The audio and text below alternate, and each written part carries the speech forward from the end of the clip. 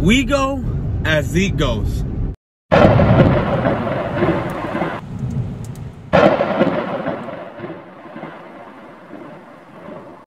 Before this video gets started, I want to give a shout out to Rick and Morty. They got my name up there, using my name in one of their episodes in season 5. It is awesome. You know, now I'm not saying it's me, but I'm claiming that it's me. You know what I'm saying? So shout out to Rick and Morty. I love that show. What's going on, YouTube? It's your main man, Boys for Life, coming at you with another video. And yes, I do have a Cowboys hat on. So Tony Pollard had his breakout game, right? The reason why I put breakout game in air quotations is because the man went for 131 yards and a second start, only had 13 carries. Now you're gonna sit there and say, Boys for Life, 13 carries, 131 yards? That's amazing. Yes, it is amazing. It's awesome. But with that being said, there's a reason why he went like that. The guy is fresh all the time. He's a explosive runner, hits the gap well. Now, for people sitting there saying, this needs to be the new starter, he needs to start, y'all need to stop. Seriously, y'all need to stop. And the reason why I'm saying this is that, let's put this into perspective. Tony Pollard, since high school, has never, and I repeat, has never touched the ball. Well, I wouldn't say touch the ball. Never has had carries above 15. Never has had carries above 15. Now, when it comes to the Dallas Cowboys, let's remember, we are supposed to be a running team. We're actually supposed to be a balanced team. We're not supposed to be pass happy. If our run game is on point, we're supposed to be more of a so if balance is right in the middle, we're supposed to be more of a 60 run or I would say, what was it, 55-45 run to pass ratio for me. That's what I want to see. And if Tony Pollard is not going to be, if Tony Pollard has never had or hasn't had 15 plus touches in a game, and you automatically want this guy to be your workhorse, and it seems like if Zeke is gone next season, which I've heard rumblings of, I don't think that you want to get rid of him because of how important he actually is. My question is, can Tony Pollard handle the workload? Can he? Again, he's never had over 15 touches in a game before. I don't even think he's had, I know he has never had 15 touches in the NFL. He didn't play much of running back in college. He was more of a wide receiver type of guy. And I get it.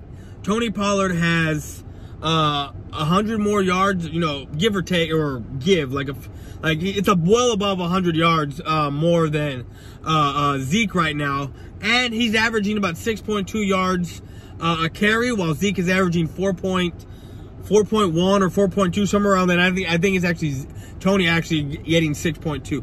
But let's look at it. Zeke has 103 rushing attempts, while Tony has 81. I believe is what it was.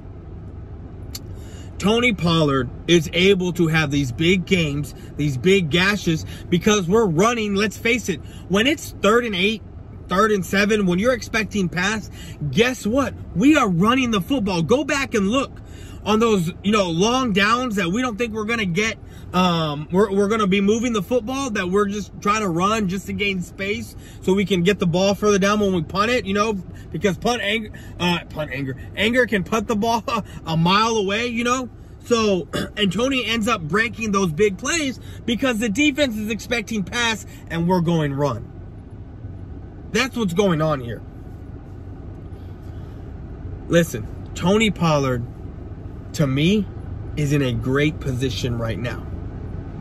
He's the number 2. He's getting his mild carries. Zeke is the number 1 back. Even Zeke, look at his numbers this year. I think out of the every game that has been played, except for this one, and I want to say the first one, he's touched the ball 15 times in the rushing game, in the running game. He has 15 or plus more. And let's not forget, Zeke when he first came into the NFL, he had 320 some or 300 and some touches that year, his rookie season, for 1,600 plus yards. Tony Pollard hasn't even come close to doing that. Now, Tony Pollard is well on his way to maybe touch, he's gonna touch 1,000 yards this season. It's gonna happen. Now, everyone's sitting there saying that Tony needs to be the back, he needs to be the featured back, need to stop. Because I get it, Tony is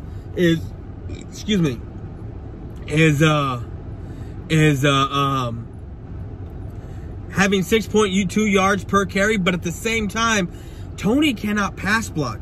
Tony can't pick up the block, will not stick his nose in it the way Zeke can. There are so many more things that Zeke can do that Tony cannot. You feel me? You understand what I'm saying? I'd rather have Zeke in there playing on first and second down or first down, you know, if we're going to pass, for pass blocking, than I will Tony Pollard. Tony Pollard and Zeke are a great, great duo at running back. A two-headed monster that is a force to be reckoned with. Zeke gets the tough yards, while Tony, he's the finesse guy. He's the guy that's going to hit the hole, and he's got that breakaway speed, and he's the one that can break it off for 30-plus yards at any given time. And it's amazing to see. And I don't need nothing needs to change. Nothing in that run game. Tony's going to do what Tony's going to do. Zeke's going to do what Zeke's going to do. At the end of the day, both these guys have totaled already, I think, have totaled about 1,000 yards, if not close to it. After next week, they will. So, and right now, we don't know the extent of what Zeke's going to play next week. Hopefully he does, and we get back to normal, because it will be nice to see what Tony and Zeke can do with Dak in there getting back into rhythm. So anyways, guys, that's all I got. I'm out. Peace.